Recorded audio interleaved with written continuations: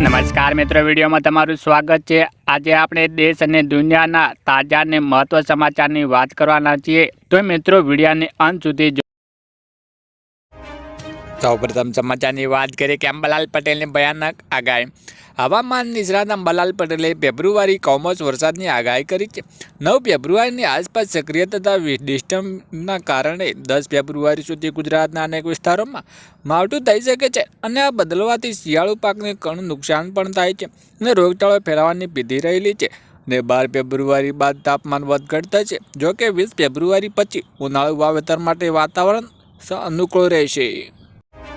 વધુ મહત્વની આગળ વાત કરીએ કે પીએમ મોદીએ આપ્યા ખુશીના સમાચાર।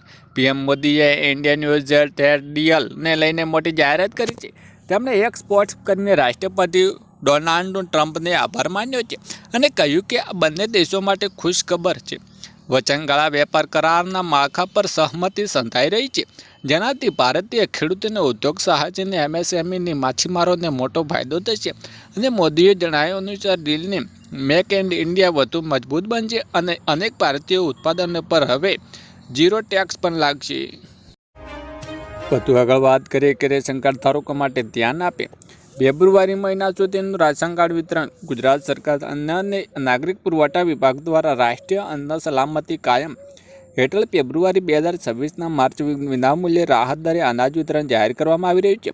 વિનામૂલ્ય અનાજ માટે અત્યધ્યન પરિવારોને વ્યક્તિ કાર્ડ દીઠ 15 કિલો ઘઉં, 20 કિલો ચોખાને અંતર્ગત ધરાવતા પરિવારને વ્યક્તિ દીઠ 2 કિલો ઘઉં અને 3 કિલો ચોખા રાહત દરે। અન્ય ચીજ વસ્તુઓ માટે તુવેર દાળ 50 પ્રતિ કિલો, કાર્ડ દીઠ 1 કિલો ચણા 30 પ્રતિ કિલો અને કાર્ડ દીઠ 1 કિલો આપે છે અને 1 મીટરની થેલી કાર્ડ દીઠ ખાંડ અત્યધ્યન પરિવાર માટે 15 અને બીપીએલ પરિવારો માટે સરેરાશ પ્રતિ કિલો નિયમિત જથ્થા મુજબ આ યોજનાનો લાભ લેવા રાજ્ય સરકારના જિલ્લાને પાત્ર ધવરા કાર્ડ ધારકો મેળવી શકે છે। વધુ મહત્વની આગળ વાત કરી કે રાતોરાત સરકારે લીધો મોટો નિર્ણય।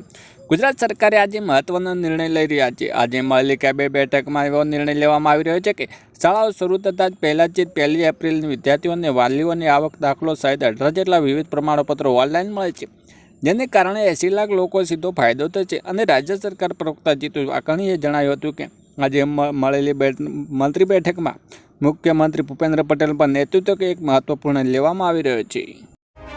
વધુ મહત્વની આગળ વાત કરીએ ખેડૂતો માટે સારા સમાચાર આવે છે। ફેબ્રુઆરી ખાતામાં આવશે 2000 રૂપિયા। કેન્દ્ર સરકાર દ્વારા ખેડૂતોની આર્થિક સ્થિતિ મજબૂત કરવા માટે ચલાવવામાં આવતી પ્રધાનમંત્રી કિસાન સન્માન નિધિ યોજના 22મા હપ્તાને લઈને મોટી અપડેટ આવી રહી છે અને ફેબ્રુઆરી 2026માં સરકારે દેશના પાત્ર ખેડૂતોના ખાતામાં 2000 રૂપિયા હપ્તો જમા કરવાની તૈયારી કરી રહ્યા છે। કઈ તારીખે આવી શકે છે હપ્તો? સત્તાવાર સૂત્રો જણાવ્યા અનુસાર સરકારે ફેબ્રુઆરીના બીજા અઠવાડિયામાં આ રકમ સીધી ખેડૂતોના બેંક ખાતામાં ટ્રાન્સફર કરવામાં આવે છે। જો હવે સુધી ચોક્કસ તારીખ સત્તાવાર જાહેર કરવામાં આવી નથી, પરંતુ કૃષિ મંત્રાલય તેની તૈયારીઓ અંતિમ તબક્કામાં છે। વધુ આગળ મહત્વની વાત કરીએ કે મહિલાઓ માટે 5 નવી યોજનાઓ।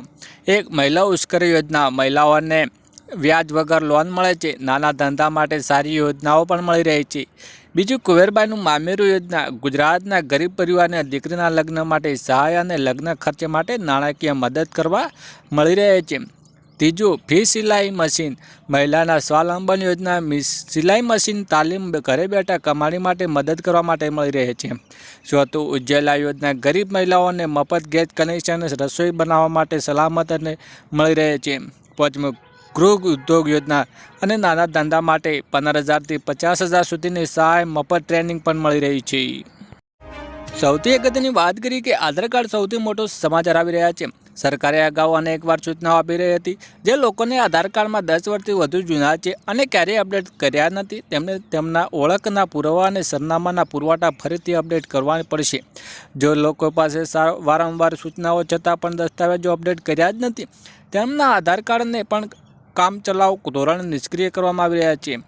મુજબ ડેટાની સંચોટ જાળવવા માટે દર 10 વર્ષે બાયોમેટ્રિક અને ડેમોગ્રાફિક વિગતો અપડેટ કરવી જરૂરી છે।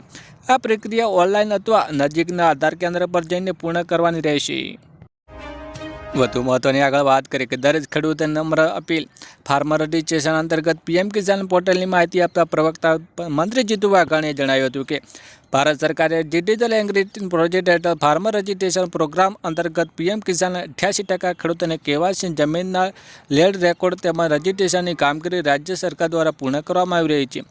ફાર્મર રજિસ્ટ્રેશન અંતર્ગત પીએમ કિસાન પોર્ટલ પર ખેડૂતોને રજિસ્ટ્રેશન કામગીરી પૂર્ણ કરીને ગુજરાતના દેશોમાં ચોથા ક્રમે રાજ્યના કુલ 59 લાખ ખેડૂતોને ફાર્મર રજિસ્ટ્રેશન પોર્ટલ પર અરજી કરીને કરાયું છે. સૌથી અગત્યની વાત કરીએ કે દરેક ખેડૂતોને નમ્ર અપીલ. ગુજરાત સરકારે આજે મહત્વનો નિર્ણય લીધો છે.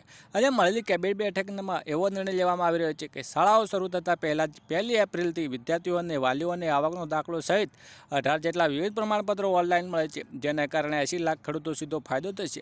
રાજ્ય સરકાર દ્વારા પ્રવક્તા મંત્રી જીતુ વાઘાણીએ જણાવ્યું હતું કે આજે મળેલી મંત્રી બેઠકમાં મુખ્યમંત્રી ભૂપેન્દ્ર પટેલ નેતૃત્વના મહત્વપૂર્ણ નિર્ણય લેવામાં આવી રહ્યો છે. વધુમાં તમે વાત કરી કે લોન લો છો તો સાવધાન થઈ જાઓ છો. લોન લેવા માગતા લોકો માટે મોટો ઝટકો. રિઝર્વ બેંક ઓફ ઇન્ડિયાના ગવર્મેન્ટ સંચય મંત્રાલયે આજે નિવિદગત દરેક જાહેર કરતા રેપો રેટન પોસ્ટ પોઈન્ટ 25% પર યથાવત રાખ્યો છે. જે આ નિર્ણય લોન સસ્તી થવાની પર EMI ઘટવાની આશા રાખતા લોકો નિરાશા સાંપડી રહ્યા છે.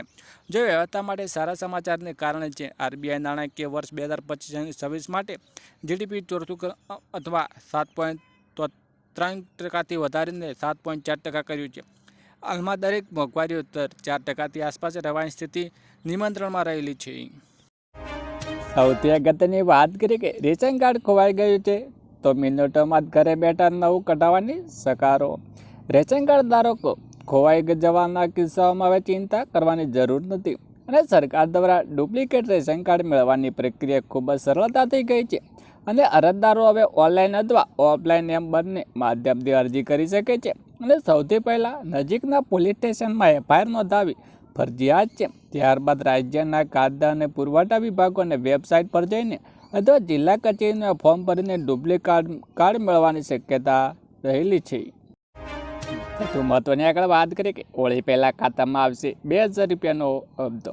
દેશના કરોડો અન્નદાતાઓ માટે રાહતના સમાચાર સામે આવ્યા છે અને પ્રધાનમંત્રી કિસાન સન્માન નિધિ એટલે કે PM કિસાન યોજના 22મા હપ્તાની આતુરતાની રાહ જોઈ રહ્યા છે અને કૃષિ મંત્રાલય સૂત્ર જણાવ્યા અનુસાર સરકારના હોળીના તહેવારો પૂર્વે ખેડૂતોના ખાતામાં 2000 રૂપિયાનો હપ્તો જમા કરવામાં તૈયાર કરી રહ્યા છે અને આ વર્ષે હોળીના તહેવાર એટલે કે 4 માર્ચ 2026ના રોજ અહેવાલો અનુસાર કૃષિ મંત્રાલયમાં 4 માર્ચ પહેલાં ડાયરેક્ટ કેબિનેટ ટ્રાન્સફર DBT દ્વારા ખેડૂતોના બેંક ખાતામાં નાણાં મોકલી શકે છે. જોકે સરકાર તરફથી હજુ સુધી કોઈ સત્તાવાર તારીખ જાહેર કરવામાં પણ આવી નથી, પરંતુ વહીવટી સ્તરે તમામ મંત્રીઓને પૂર કરી લેવામાં આવી રહી છે. ઉલ્લેખનીય છે કે 21મો હપ્તો ગત વર્ષે એટલે કે 19 નવેમ્બરના રોજ જાહેર કરવામાં આવ્યો હતો. ખેડૂતોએ ટેકનિકલને કારણે 21મા હપ્તાની નાણાં મળ્યા ન હતા. તેમને માટે આ વખતે સારા સમાચાર પણ આવા પાત્ર લાભાર્થીઓને વખતે બાકી રકમ 4000 રૂપિયા મળી શકે છે. વધુ મહત્વની આગળ વાત કરીએ કે દસ્તાવેજ નોંધણી કરાવતી મોકી થઈ. મહેસૂલ વિભાગ દ્વારા મિલકત અને જમીન મકાનના દસ્તાવેજોની નોંધણી પ્રક્રિયા એક મહત્વપૂર્ણ વહીવટી ફેરફાર કરવામાં આવી રહ્યો છે. રાજ્ય સરકારે લીધેલી તાજેતરમાં નિર્ણય મુજબ હવેથી રાજ્યમાં થયેલી દરેક ઇંધણની માટે અરજદારોને નિયમિત ચાર્જ ઉપર વધારાની પ્રક્રિયા ચૂકવવી પડશે અને આ નવા નિયમ હેઠળ દરેક દસ્તાવેજો પર 100 રૂપિયાની પ્રોસેસિંગ ફી નક્કી કરવામાં આવી રહી છે, જેનો અમલ સમગ્ર રાજ્યના તાત્કાલિક અસરથી શરૂ કરી દેવામાં આવી રહ્યો છે. વધુ મહત્વની આગળ વાત કરી કે વાહન ચાલકો 10,000 રૂપિયાનો દંડ થશે. રેતી કપચી વાહનોને 10,000 રૂપિયાની દંડ. ગાંધીનગર મહાનગરપાલિકા શહેરી વિકાસના ગુણના જાળવી રાખવા અને વધતા પ્રદૂષણને રોકવા માટે મહત્વનું જાહેર બહાર પાડવામાં આવ્યું છે. આ જાહેરનામા મુજબ હવે રેતી કપચી કે અન્ય કન્સ્ટ્રક્શન મટીરિયલનું વહન કરવા તમામ વાહનોને ફરજિયાત તાડપત્રી અથવા યોગ્ય કવરથી ઢાંકવા પડશે. જો તે નિયમનું પાલન ન કરવામાં આવે તો 10,000 સુધીનો દંડ ફટકારવામાં આવશે.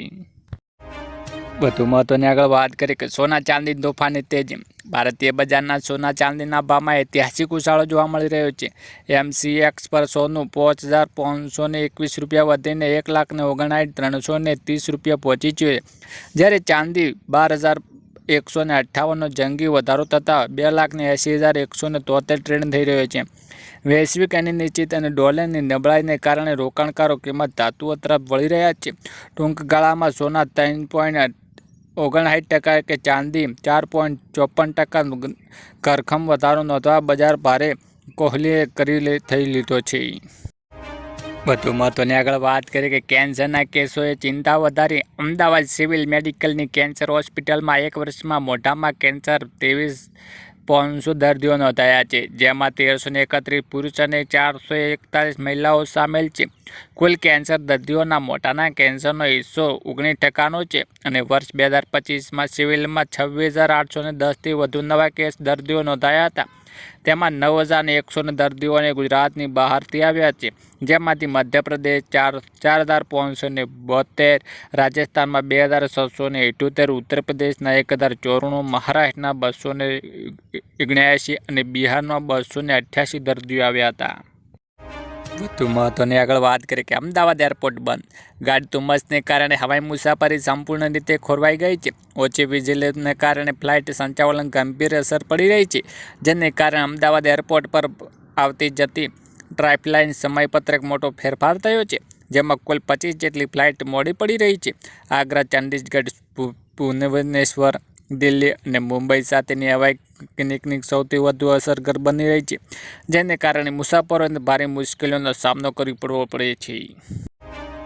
સૌથી અગત્યની વાત કરીએ કે 80 લાખ પરિવારને માટે ખુશ ખબર. રાજ્ય સરકારના પ્રવક્તા જીતુ વાઘાણીએ જણાવ્યું હતું કે રાજ્ય સરકારે 18થી 20 પ્રકારના સરકારી દસ્તાવેજો માટે સરકારી કરી રહ્યા છે. જાતિના દાખલા સહિત દસ્તાવેજો સરળતાથી મળે તે માટે આગામી 1 એપ્રિલ ફેસલેસ સિસ્ટમ શરૂ થશે, જેનાથી અંદાજે 80 લાખ પરિવારને લાભ મળશે. ભાજપ પ્રજાહિત નિર્ણય છે, કોંગ્રેસનું કામ વાતો કરવાનું છે.